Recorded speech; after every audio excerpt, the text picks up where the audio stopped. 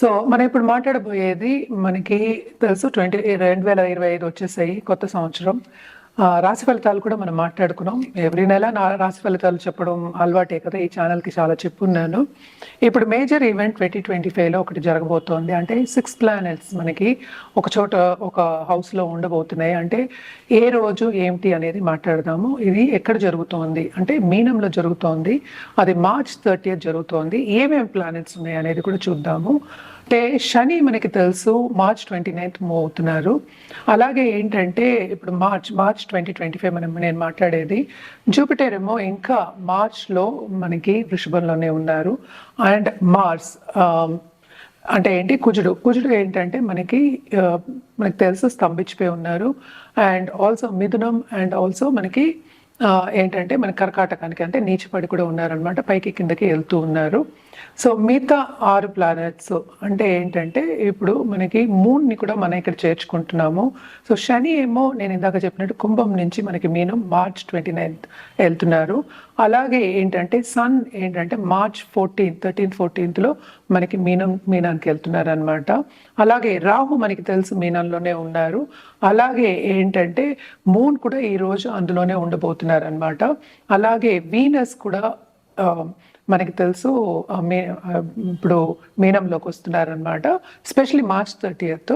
And also బుధుడు కూడా ఇదే రాశిలో March 30th ఉంటున్నారు. మనకి తెలుసు చంద్రుడు 2 రోజులకు ఒకసారి మారుతూ ఉంటారు కనుక ఇది ఒక 2 రోజుల వరకే, 2 రోజులు 3 రోజుల వరకే 6 కూటమి జరిగిపోతుంది, 6 ప్లానెట్స్. లేకపోతే 5 ప్లానెట్స్ కూటమి అంటే ఒక మంత్ వరకు ఉంటుంది.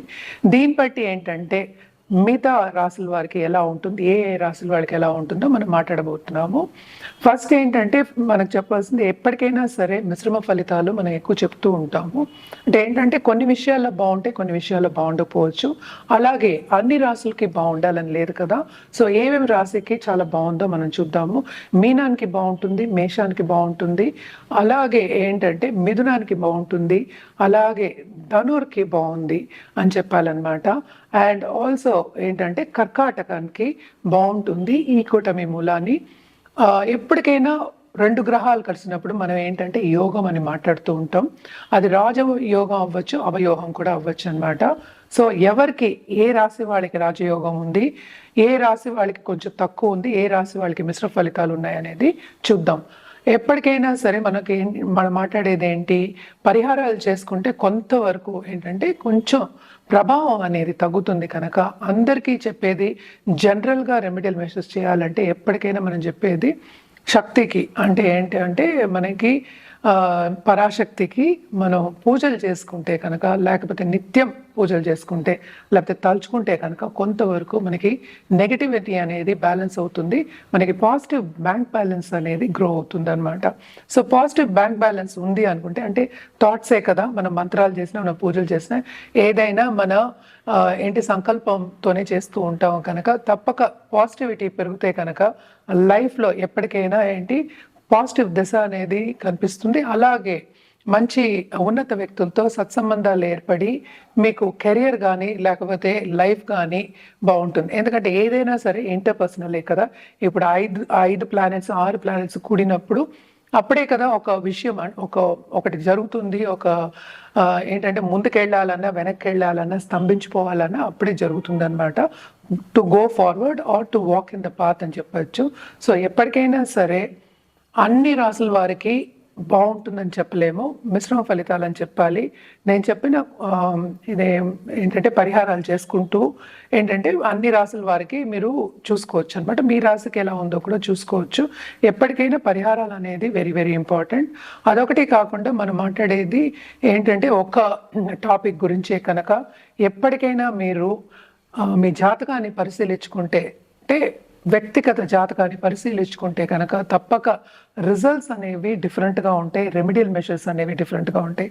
ఏదైనా సరే మన జాతకం బట్టే, మనం పుట్టిన తేదీ, మనకి టైము, ప్లేస్ ఆఫ్ బర్త్ అవన్నీ మార్చలేము. కనుక మీ జాతకం చూసి మీకు పరిహారాలు ఇవ్వడం కానీ, లేకపోతే ఏ గ్రహాలకి ఏ పరిహారం చేయాలి, ఎలా కంట్రోల్ చేయాలి, లేకపోతే ఒక జాతిరత్నం వేసుకోవాలన్నా కానీ మీ వ్యక్తిగత జాతకం చూపించుకోవడం.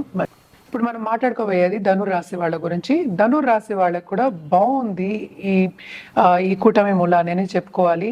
ఈ రాశికి అధిపతి మాత్రం జూపిటర్ మనకి చూసాము అంటే 6th house లో పడున్నారు.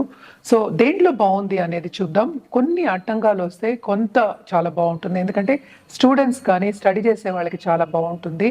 జనరల్గా నాలెడ్జ్ గెయినర్స్ వాళ్ళందరికీ చాలా బాగుంది. అంటే స్టూడెంట్స్ బయటకు వెళ్ళి చదువుకోవాలన్నా, బయటకు వెళ్ళి సెటిల్ అవ్వాలన్నా వాళ్ళకి మంచి బ్రహ్మాండమైన ఆపర్చునిటీస్ వస్తాయి. అలాగే ఏంటంటే హెల్త్ విషయం మాత్రం చాలా మెరుగుపడుతుంది. అండ్ పిల్లల విషయంలో కూడా జాగ్రత్త పడినప్పటికీ ఈ నెలన్న రోజులు ఇంకా చాలా బాగుంటుంది. వాళ్ళు చెప్తే వినే ఇది కూడా స్టేట్ కూడా ఉంటుంది. అండ్ ఆల్సో మంచి శుభ కార్యక్రమాలు చేసే ఒక తరుణం కింద మనం చూసుకోవచ్చు అనమాట ఈ కూటమి మూలాన్ని. అండ్ ఆల్సో మనం చూసాము అంటే ఇప్పుడు 10th లో కేతు ఉన్నారు. సో కెరీర్ డెవలప్మెంట్ అనేది ఎక్కడి నుంచి మనకి సడన్గా వస్తుందనేది తెలియదు. సో ఈ 1.5 months ఈ కూటమి మూలాన్ని మంచి బ్రహ్మాండమైన ఆపర్చునిటీస్ వచ్చే ఛాన్సెస్ ఎక్కువ కనిపిస్తున్నాయి అన్నమాట. అండ్ ఆల్సో ఏంటంటే దాంపత్య జీవితంలో కూడా అనుకూల పరిస్థితి అనేది నెలకొంటుంది. ఎవరికైనా ఎడబాటు వచ్చినా లేకపోతే కోర్ట్ కేసెస్ ఉన్న వాళ్ళందరికీ కూడా ఈ నెలల రోజు కొంతవరకు ఊరట అనేది కలుగుతుంది. ఎంజాయ్ చేసే ఒక నేను కిందే చెప్పుకోవాలన్నమాట. మనం చూసామంటే మంచి కలయికలు ఉన్నాయన్నమాట. అంటే మనకి సన్ కలయిక ఉంది, అలాగే మనం చూసాము అంటే మెర్కురీ కలయిక కూడా ఉంది, అలాగే వీనస్ కలయిక ఉంది. సో 4th house లో ఉంది కనుక కంఫర్ట్ లెవెల్ అనేది కొంతవరకు పెరుగుతుంది.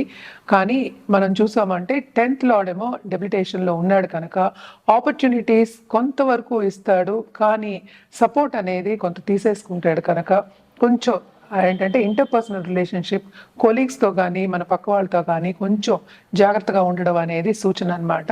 బిజినెస్ పీపుల్కి మాత్రం కొత్త బిజినెస్ స్టార్ట్ చేసే వాళ్ళకి మాత్రం చాలా బాగుంటుంది. ముందుకి సాగే ఒక యోగం కిందే చెప్పుకోవాలి, కొంతవరకు యోగం అనే చెప్పుకోవాలన్నమాట.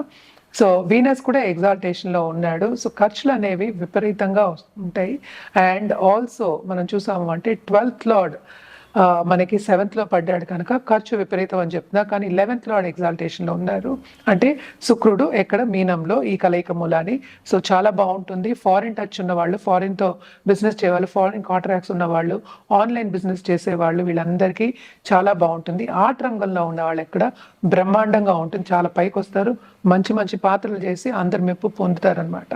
అండ్ ఆల్సో మన పరిహారాల విషయానికి వస్తే కనుక తప్పక వీళ్ళు చేసే పరిహారాలు లక్ష్మికి చేయాలన్నమాట. అంటే ఫ్రైడే తప్పక దేవి పూజలు చేయడం అనేది చాలా మంచిది. అది కూడా ఎర్ర పువ్వులతో చేయడం మంచిది అనమాట. అలాగే ఏంటంటే ఒక ముత్తైదుని పిలిచి వాయినం ఇవ్వడం అనేది ఇంకా మంచిది. ఈ రాశికి అధిపతి మనకి తెలుసు గురువు అయ్యారు. సో తప్పక ఏంటంటే మనం బ్రాహ్మడికి కూడా, నిండు బ్రాహ్మడికి అంటే ఒక బాగా చదువుకున్న బ్రాహ్మణుని అనుకుందాము, వాళ్ళకి వాయినం ఇవ్వడం కూడా చాలా మంచిది. ఇవన్నీ చేసుకుంటూ అంటే ఏంటి కొత్త యోగాలు ఉన్నాయి కనుక తప్పక మీకు ఈ కూటమి మూలాన్ని చాలా బాగుంటుంది. ఎస్పెషలీ ధనురాశి వాళ్ళకి కొంచెం జాగ్రత్తగా చూసుకోవాలి అందరూ వెళ్ళేవాళ్ళు. అండ్ ఆల్సో ఏంటంటే అందరూ అన్ని ఆల్ ఓవర్ ద వరల్డ్ నుంచి మనకి హిందువులు వచ్చి చేసుకునే ఒక పండగ అనమాట, అతిపెద్ద పండగ. అలాగే ఈ అమావాస్య రోజు ఇదేంటంటే పౌర్ణమి రోజు స్టార్ట్ అవుతుంది. అమావాస్య రోజు ఏంటంటే శ్రాద్ధ సెరమనీ కూడా చేస్తూ ఉంటారు అనమాట. పూర్వీకుల్ని, యాన్సెస్టర్ని అనుకుని తలుచుకుని పూజ చేసేది కూడా చేస్తూ ఉంటారు. సో అన్నీ చేయొచ్చు, అటు పుణ్యము వస్తుంది, అటు కొంచెం పాపాలు కడుక్కునే ఒక మేళా కింద మనం తీసుకుంటాం. మేళా అంటే మనకి తెలుసు అందరూ కలయిక అనేది. సో పెద్ద ఉత్సవం కింద చేసుకుంటూ ఉంటారు. ఎంత గవర్నమెంట్ చేసినప్పటికీ మనకి ఇప్పుడు కూడా తెలుసు, రీసెంట్గా కూడా మనకి వైకుంఠ ఏకాదశి రోజు కూడా సంఘటన జరిగింది తిరుపతిలో. సో అందరూ జాగ్రత్తగా, ఎందుకంటే ఎక్కువ మంది వస్తున్నారు ఈ మధ్యన. అండ్ ఆల్సో ఇదివరకు లాగా ఏంటంటే ఎడ్ల బండిలో ఎవరు ట్రావెల్ చేయట్లేదు కదా. సో కొంతమంది వచ్చేవాళ్ళు ఆది శంకరాచార్య స్టార్ట్ చేసినప్పుడు, ఓవర్ ద ఇయర్స్ అది చాలా పెరిగిపోయింది. సో జాగ్రత్తగా ఏంటంటే ఇప్పుడు ఈ నడవికి ఉంటుంది కదా మనకి, సినిమా యాక్టర్స్ కానీ లేకపోతే క్రికెట్ ప్లేయర్స్ కానీ లేకపోతే పాలిటీషియన్స్ కానీ వచ్చేటప్పుడు చాలా బందోబస్తు అవి ఉంటాయి, ప్రాబ్లమాటిక్గా ఉంటుందన్నమాట. సో ఇవన్నీ చూసుకుని వెళ్ళడం అనేది బెటర్. ఎక్కడున్న వాళ్ళు అక్కడ ఉండి ఆరోగ్యం కాపాడుకోవడం కూడా వెరీ ఇంపార్టెంట్.